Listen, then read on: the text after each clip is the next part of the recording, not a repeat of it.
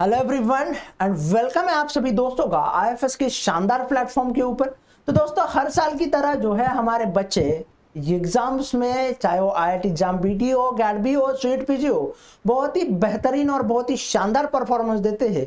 और उसी तरीके से इस साल भी जो है बच्चों ने लेगेसी मेंटेन किया है और इस साल भी आईआईटी एग्जाम बीटी के एग्जाम में बच्चों ने बहुत ही शानदार परफॉर्मेंस किया है। बहुत ही नंबर्स के साथ क्वालिफिकेशन देखने को मिलता है और उसी के साथ साथ बच्चों के रैंक जो है वो single digit, double digit rank हमें देखने को मिल रही है।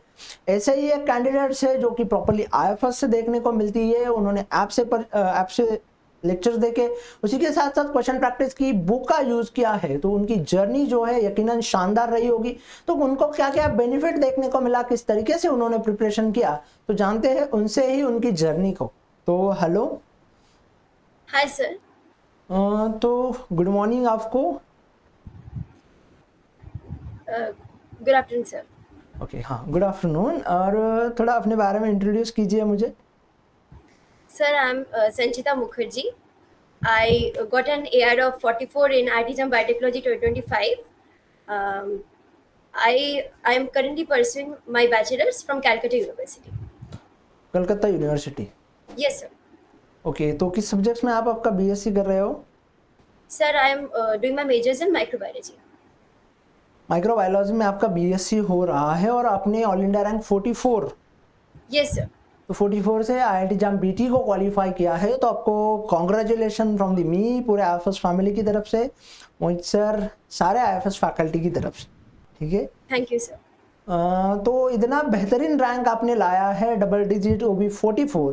तो यकीनन आपकी जर्नी जो है, प्रिपरेशन जर्नी जो है वो बहुत यादगार रही होगी। तो आप आपकी प्रिपरेशन जर्नी को हमारे साथ शेयर करोगी थोड़ा? Yes, of course, sir. Sir, actually, I started to learn all the things from my first year. And तो उसके बाद I started to take small steps like doing small preparation, completing small subjects like molecular biology and doing all the subjects like physics, chemistry, maths from the first day. तो थोड़े थोड़े करके तो preparation चालू कर दिए थे। तो उसके बाद तो I started giving mock test और बहुत सारे जो टेस्ट होते थे आईएफएस के ऐप में वो तो वो मैं देते थे और ऐसे करके हो गया पूरा। कैसे करके हो गया? तो आपने प्रिपरेशन कब से स्टार्ट की थी आपकी इस एग्जाम्स के लिए? Sir, I started preparing my self from my first year. Okay, तो आपने फर्स्ट ईयर से ही प्रिपरेशन करना स्टार्ट कर दिया था और अंत तक आके जो है आपका रिजल्ट इतना बेहतरीन रहा। तो थोड़ा और डिटेयली आपने फर्स्ट ईयर से किस तरीके से प्रिपरेशन स्टार्ट की थी थर्ड ईयर तक, थोड़ा बताओ हमें।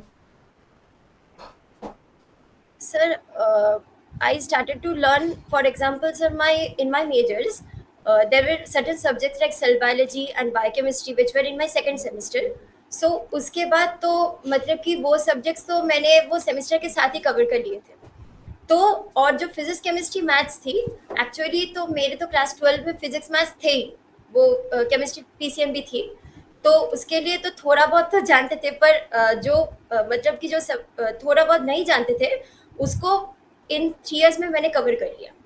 मतलब कि I started to do physics, chemistry, maths from my first day, and I started to give mock test. I started to study different kinds of books for different subjects.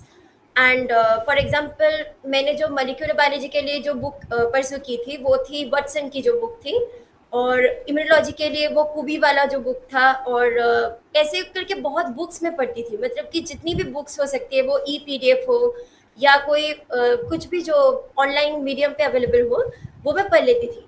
और उसके बाद I used to give different kinds of mock test कि मतलब कि मेरी preparation कैसी चल रही है इसको जज करने के लिए। तो I used to give different kinds of mock test and yes, ऐसे ही था। ओके, तो आपकी प्रिपरेशन जर्नी जो है बहुत शानदार रही है, बहुत अच्छे से आपने बारे में बताया। तो उसी के साथ साथ मैं थोड़ा और जानना चाहूँगा उसी जर्नी के अंदर। तो मुझे बताओ कि जैसे डिफरेंट डिफरेंट हमें सब्जेक्ट देखने को मिलते हैं, फिजिक्स हो जाए, केमिस्ट्री हो जाए, मैथमेटिक्स हो जाए, और फिर अगेनली हमारा बायोटेक्नोलॉजी का और बायोलॉजी का पोर्शन आता है। उसमें भी बायोलॉजी के पोर्शन में आपको प्लांट साइंस, एनिमल साइंस देखने को मिलेंगे, बायोकेमिस्ट्री, मॉलिक्यूलर बायोलॉजी देखने को मिलेंगे, फिर बायोटेक्नोलॉजी वाला देखने को मिलेगा, उसी के साथ साथ टेक्निक वाले पोर्शन हो गए। तो ये आपने फिजिक्स केमिस्ट्री मैथ के लिए किस तरीके से प्रिपरेशन किया था और बायोलॉजी के लिए किस तरीके से प्रिपरेशन किया था? Sir, actually, I started to prepare for my physics, chemistry, maths portion by studying the books which I already studied in my class 11 and 12. तो वो एनसीईआरटी जो होती है, बेसिक वाली जो बुक होती है, तो एनसीईआरटी तो मैंने पहले दिन से ही पढ़ रखी थी। तो उसके साथ I did various kinds of book like H C Verma जो होती है, और in and the solution books for the NCERT guides जो होती है, जो मैथ्स की होती है, फिजिक्स केमिस्ट्री की जो होती है, वो सब मैंने किए थे। और उसके साथ कोई थोड़ा बहुत एमसीक्यू जो बुक्स होती है, जो फिजिक्स केमिस्ट्री मैथ्स के लिए होती है, उसके लिए प्रिपरेशन की थी। और जो बायोलॉजी वाला पोर्शन है वो तो मैंने सर आईएफएस के जो मतलब जो भी एमसीक्यू डिस्कशन होती थी और जो टेस्ट सीरीज होती थी और जो बुक्स थी आईएफएस की, वो बुक्स जो थी तो वो ही मैंने फॉलो की। ओके, तो आईएफएस की बुक आपने पढ़ी, आईएफएस का ही मटेरियल यूज किया और आईएफएस से ही स्टडी करके इतना बेहतरीन रैंक हासिल किया।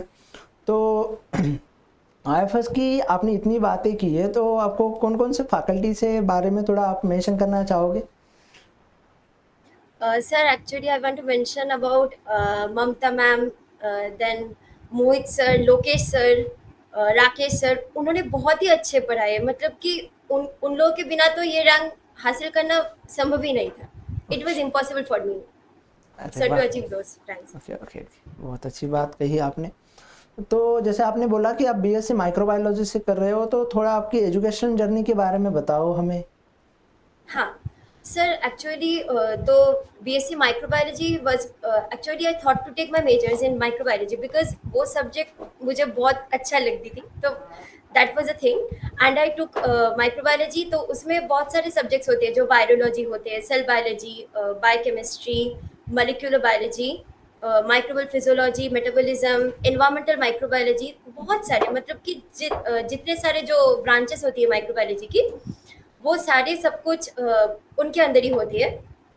तो वो सारे सब्जेक्ट्स तो मैंने मेरे को ये एग्ज़ाम आईआईटी जैम क्वालिफाई करने के लिए बहुत ही अच्छा लगा, क्योंकि वो सारे सब्जेक्ट्स मेरे जब कवर कर पाए तो मेरी जो कंसेप्ट थी आईआईटी जैम के लिए वो बहुत क्लियर हो गया थोड़ा सा।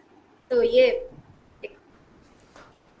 ओके, तो ये तो सारी बातें थी, तो थोड़ा आपके एग्जाम हॉल का एक्सपीरियंस हमारे साथ शेयर करना जरा, क्या रहा था आपके एग्जाम हॉल का एक्सपीरियंस? हाँ सर, तो बहुत ही टेंशन में थी, मतलब कि जब एग्जाम देने जा रही थी तो मतलब I was very very much nervous, क्योंकि ये एग्जाम मेरे लिए बहुत ही इम्पोर्टेंट था। मतलब कि through this exam I can get into an IIT, तो ये तो हर लोग का सपना होता है सर।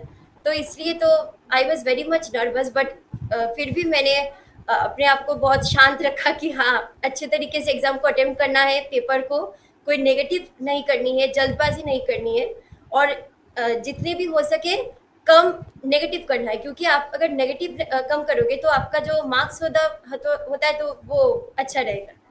ये एक ओके, तो ये भी बात है। तो उसी के साथ साथ मुझे ये बताओ कि question practice, test series, mock test, ये कितना हेल्प करती है आपके एग्जाम हॉल के प्रेशर को रिलीज करने के लिए?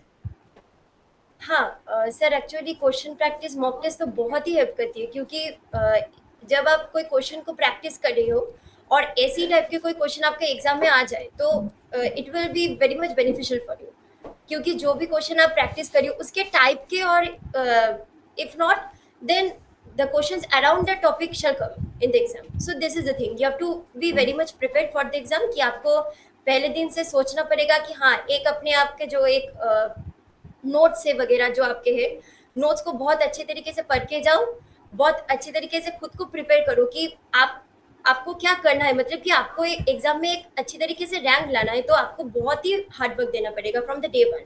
You have to really work hard, and आपको जो भी आपके टीचर्स ने पढ़ाए हुए हैं उसको बहुत अच्छे तरीके से रिवाइज करना पड़ेगा।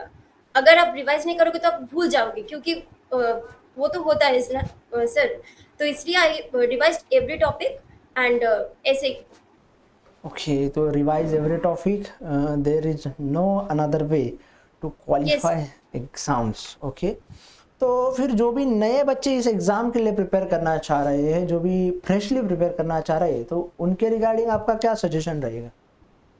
सर उनके रिगार्डिंग तो एक ही सजेशन है कि आपको पहले दिन से मेहनत तो करना पड़ेगा। आप अगर सोचोगे कि आपको कोई रैंक लाना है आईआईटी एग्जाम में, तो आपको from the first day you have to work really hard. और आपको ऐसी कोई बात नहीं कि आपको ओनली बायोलॉजी पढ़नी है।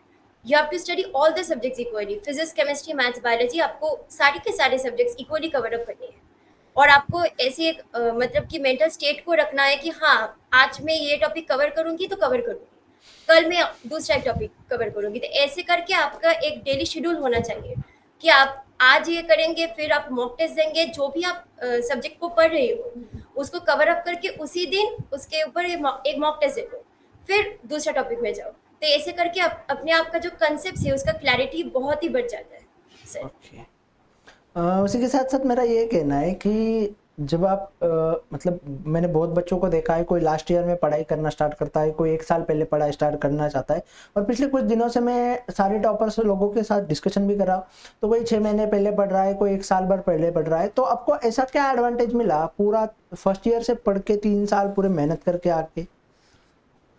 सर आई थिंक कि आप अगर फर्स्ट डे से मेहनत करोगे तो आपका जो मतलब कि वो जो कंसेप्ट है आपका, देखिए सर ये तो फिर एमएससी हो गया, इसके बाद सीएसआर नेट है, तो ये जो एग्जाम्स है इनके लिए भी बहुत क्लैरिटी बढ़ जाएगा। आपका जो कंसेप्ट है वो अगर पहले दिन से बहुत क्लियर रहेगा तो आपको सारी की सारी एग्जाम्स क्लियर करने में दिक्कत नहीं आएगी। तो ये बात होगा। मतलब आपका बेसिकली कहना है कि आपका फाउंडेशन प्रॉपरली बिल्ड हो जाएगा और आप इन हाँ एग्जाम्स को हाँ, आराम से क्वालिफाई करोगे, जो भी पीएचडी एंट्रेंसेस रहेगी उनको। Yes sir. ओके, तो आपका फ्यूचर का क्या सोचे हो फिर आप आगे जाके? Sir I want to do PhD, इसके बाद तो पीएचडी करना है। और रिसर्च के बारे में मुझे बहुत इंटरेस्टेड, मैं बहुत इंटरेस्टेड हूँ, तो इसलिए okay, I want to go for research. तो किस सब्जेक्ट में, किस चीज़ में आप रिसर्च करना चाहते हो?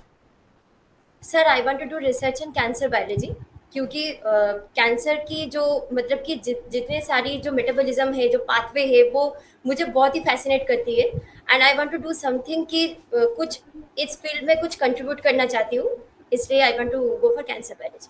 अरे वाह! तो बहुत अच्छी बात है, आपका जो भी ख्वाब है वो पूरा हो जाए। आपको बहुत सारी शुभकामनाएं आपके आगे वाली जर्नी के लिए। आईएफएस आपके साथ है, था और हमेशा रहेगा। और आपकी शुभकामनाएं भी, आईएफएस की शुभकामनाएं भी आपके साथ है। Thank you so much for sharing your thank you journey, sir. Your knowledge और एक्सपीरियंस और your thought of thinking with us. मुझे पूरा यकीन है, पक्का यकीन है कि जो भी नए एस्पिरेंट्स इस सेशन को देखेंगे तो उनको काफ़ी मोटिवेशन और काफ़ी हद तक जो है एग्जाम के रिगार्डिंग चीज़ें क्लैरिटी हो जाएगी। और उनको आपने जिस तरीके से बताया कि एग्जाम के लिए किस तरीके से प्रिपेयर करना चाहिए, तो ये पक्का जो है उनको हेल्प करेगा। So thank you so much for join with us. Thank thank you you sir. And thank you once again. Thank you sir.